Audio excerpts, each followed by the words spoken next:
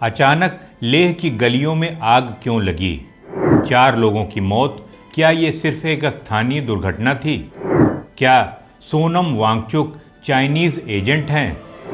क्या लद्दाख को स्टेटहुड दे देना ही समाधान है?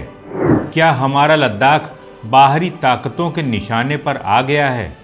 कर्फ्यू के बीच क्या सच छुपाया जा रहा है? हिंसा का दोष आखिर किसका? लोकल प्रशासन ने कहां पर चूक की और क्या होना चाहिए था?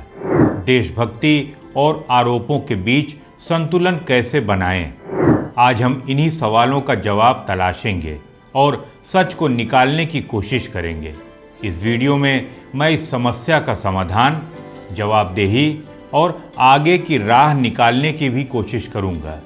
आप लद्दाख की समस्या के पीछे किसका हाथ मानते हैं, कमेंट में बताइएगा।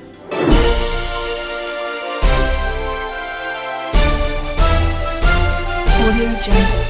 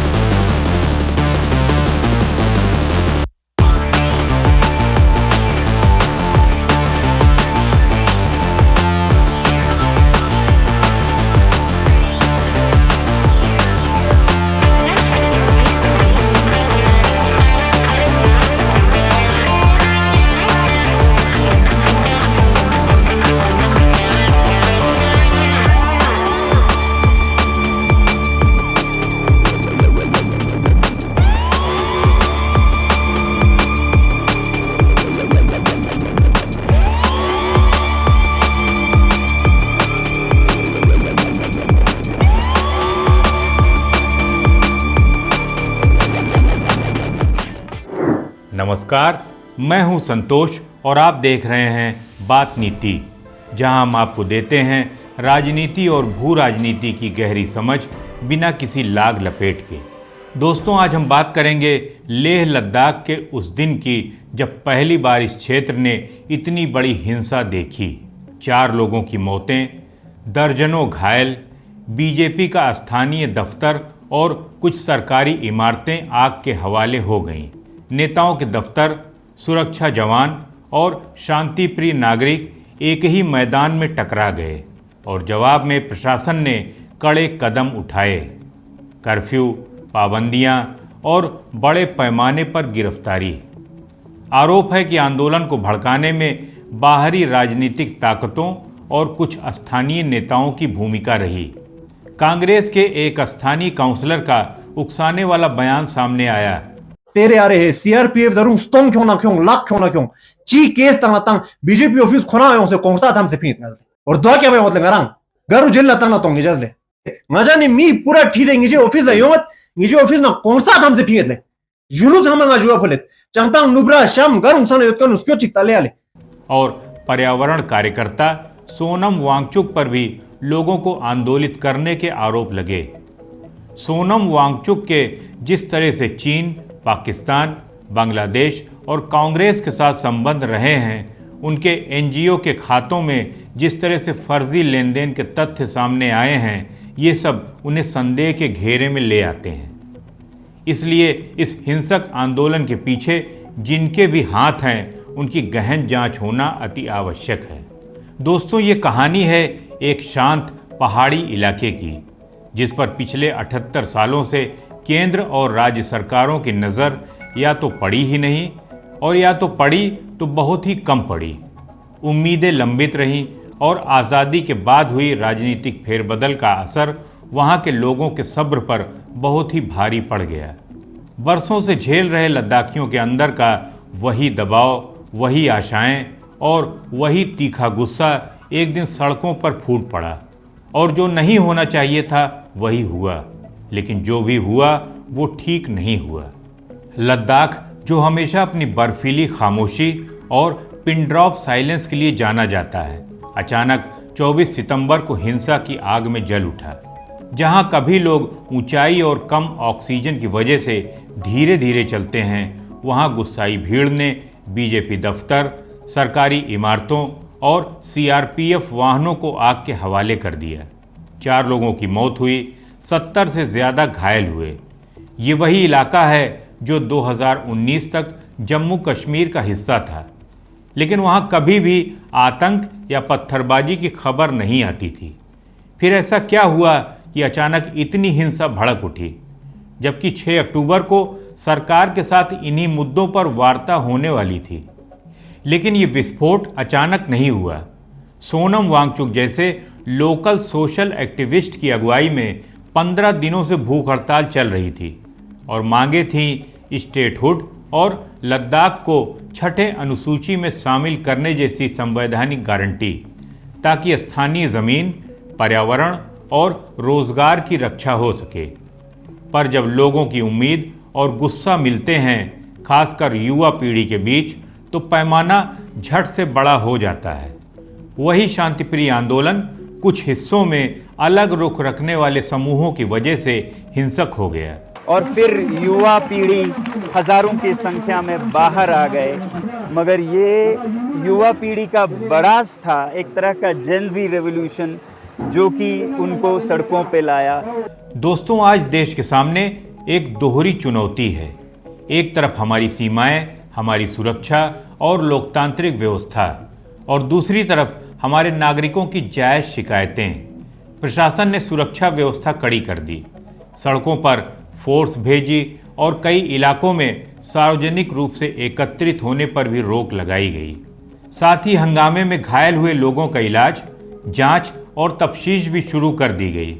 इस चरण में तथ्य सत्यापन और त्वरित निष्पक्ष जांच भी बेहद ज़रूरी है, ताकि अफवाहें और आरोप प्रत्यारोप से भी और आग न लग जाए। और ये जांच भी होना आवश्यक है कि इस हिंसा के पीछे क्या देश विरोधी ताकतों का हाथ तो नहीं था।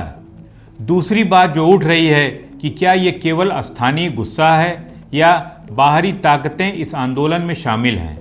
कुछ लोगों ने नेपाल के जेनजी आंदोलन से तुलना की और कुछ ने टूलकिट और बाहरी उकसावे की बात भी कही। और सोनम वांगचुक के लिए भी सवाल उठ रहे हैं कि कैसे एक व्यक्ति जो कुछ साल पहले देशभक्ति के नारे लगाता था, आज संदिग्ध गतिविधियों में फंस गया लगता है। साथ ही केंद्र सरकार और जांच एजेंसियों ने इस आंदोलन के पीछे की फंडिंग की भी जांच शुरू कर दी है। लेकिन इन सब बातों का मतलब ये नहीं है कि तुरंत किसी पर बेतुका इल्ज़ाम लगाया जाए, पर यह सुनिश्चित करना भी राष्ट्रीय दायित्व है कि कोई भी विदेशी या आंतरिक एजेंसी हमारे देश के अंदर फूट डालने का मौका न पाए। अब असल सवाल ये है कि समाधान क्या है। लद्दाख के लोगों की शिकायतें ऐतिहासिक हैं। संसाधनों का हिसाब, स्थानीय अधिकार, विकास के मौके और अपनी ज़मीन के मुकाबले पारदर्शिता की मांगें। एक लोकतांत्रिक देश में इन मांगों का जवाब बातचीत के जरिए और बुनियादी गारंटी देकर ही दिया जा सकता है।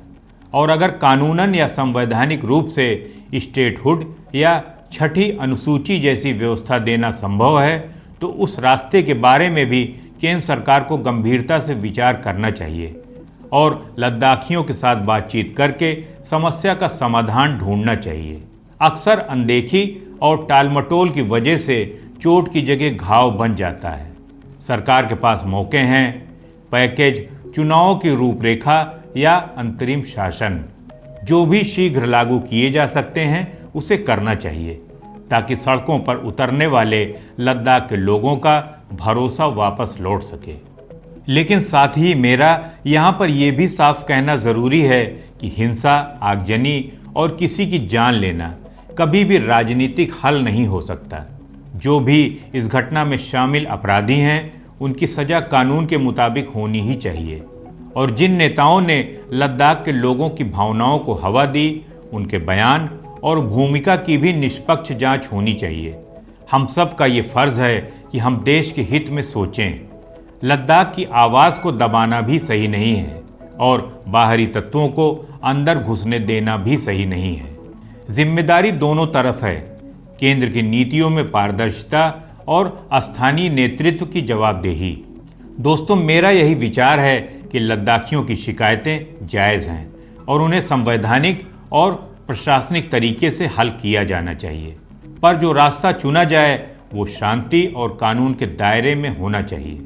केंद्र सरकार को चाहिए कि वो जल्द से जल्द ठोस पैकेज और स्पष्ट रोड मैप दे ताकि समस्या का जल्द समाधान हो सके। साथ ही नागरिकों से भी मेरी ये विनती है कि वे संवैधानिक ढांचे के भीतर ही अपनी मांगें रखें, किसी भी तरह की हिंसा या बाहरी उकसावे में ना आएं। देश की एकता और हमारे जवानों की सुरक्षा हमारी पहली प्राथमिकता होनी चाहिए, पर न्याय और विकास की मांगों को भी नज़रअंदाज नहीं किया जा सकता। दरअसल ये टकराव सिर्फ मांगों का नहीं है, बल्कि भरोसे और सियासत का है। सालों तक उपेक्षा झेलने वाला लद्दाख अब अपनी पहचान और अधिकारों को लेकर बेचैन है, लेकिन शांतिपूर्ण धरने से हिंसक रास्ते तक का सफ़र हमें चौंकाता है। सवाल यही है कि इस खूबसूरत और शांत भूमि को किसने आग में झोंका, और क्यों और क्या ये सिर्फ स्थानीय असंतोष है या किसी बड़े खेल का हिस्सा है। आपका लद्दाख की समस्या के बारे में क्या विचार है? हमें अपने विचार कमेंट बॉक्स में ज़रूर बताइए, और अगर आपको ये विश्लेषण पसंद आया हो तो वीडियो को लाइक, शेयर और चैनल को सब्सक्राइब कर दीजिए, क्योंकि यहाँ हम सिर्फ खबर नहीं बल्कि खबरों की हर बात और नीति को भी बताते हैं। तो मिलते हैं अगले वीडियो में किसी नए विश्लेषण के साथ। तब तक के लिए आप अपना ख्याल रखिए। नमस्कार, जय हिंद, वंदे मातरम।